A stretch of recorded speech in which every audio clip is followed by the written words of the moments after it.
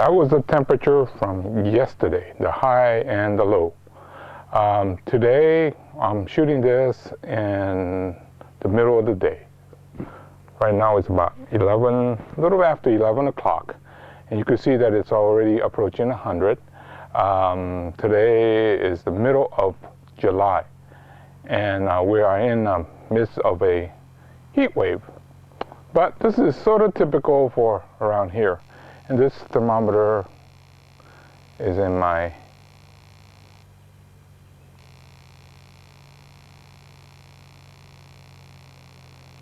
main bonsai area. So it's under shade cloth.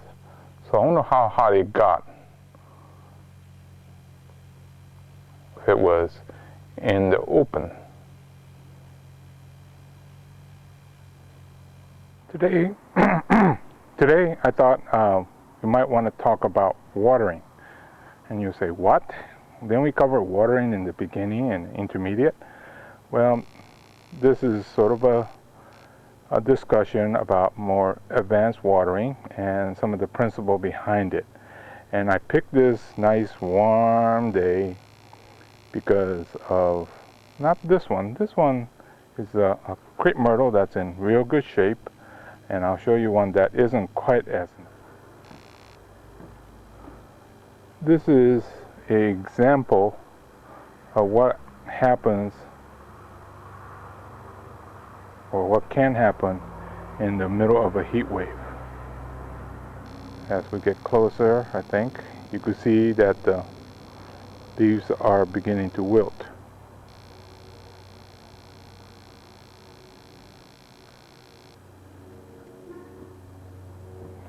And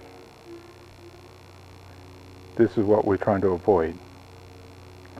Now, I think in our different studies, we talked about my soil mix and how it is meant for use in our weather with the criteria that under the worst condition, we're only going to water this plant once a day. Well, Crape Myrtle is probably one of the most extreme for summers in that they grow very vigorously, so they need a lot of water. So let's take this one back as an example. Okay, let's discuss how this got the way it did. Now this is the only one that really got wilting like this. The others are still in pretty good shape. And let's first of all discuss the factors. Okay, you got to put water onto the soil and then retains the moisture throughout the day so that the plant could take up the moisture or the water and then keep these leaves healthy. Okay, the leaves are transpiring, cooling itself. That's part of the growth process. Other ways that the water disappears is it drains out, and because now it's hot, it's evaporating. So you have all those factors where the water that's in here will dry out during the summer months. Now during the winter months, it's not going to evaporate out of here very quickly because of the higher humidity, cooler temperature, and so on and so forth. Also, the plants aren't growing vigorously. So we have all these factors in the middle of the summer, especially with extreme heat like we have. This is what could happen. Now, you must adjust your watering. I think we talked about the triple water method, where you put a little bit of water on here, come back 5-10 minutes later, put some more on, and then maybe the third time you'll get the whole root ball fully saturated. The compost that we put in here have a tendency to dry out completely like this, and it's very difficult to re-wet. That's why we do the triple watering. Or the other thing is, if you only have a few, you could take this and dunk it in a tub of water. That means that this soil is completely saturated and it has plenty of time for it to dry out. Versus if you water once or twice and there was only that much water and then going all around, that means the center was already dry. That means that it's going to dry out quicker. So that's one factor. Another way to cut down on this is to take it from the full sun that I had it in into shade. That will, well, first of all, cool it down so it won't evaporate, and also the transpirational loss will be less because it's trying to grow less vigorously.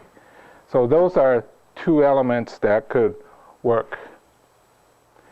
Let's discuss a few other options. Okay, now it's the available moisture to amount of transpirational loss. Okay, so we could increase the humidity up here. That would decrease the transpirational loss, but it'll pick up mildew if you're not careful.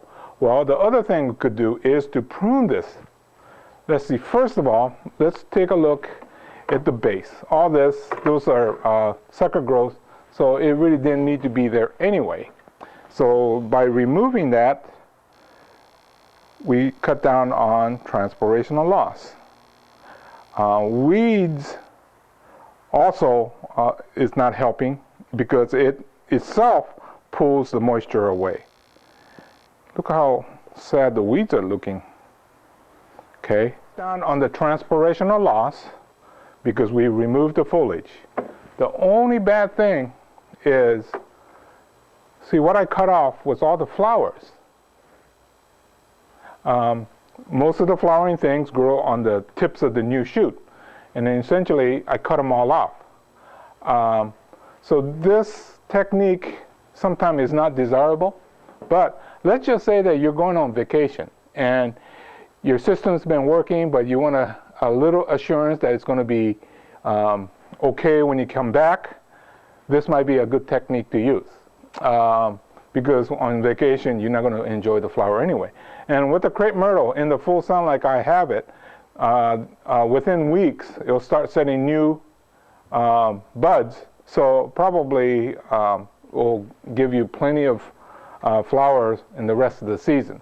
But you have to keep that in mind. If you got people coming in a week or so, this is not a good technique because you'll never have flowers on the parts that you just cut off. So that's one technique. Okay, just double checking. It confirms that the soil itself is very dry in the water meter. So what we're going to do now is take this and put it in that bucket of water.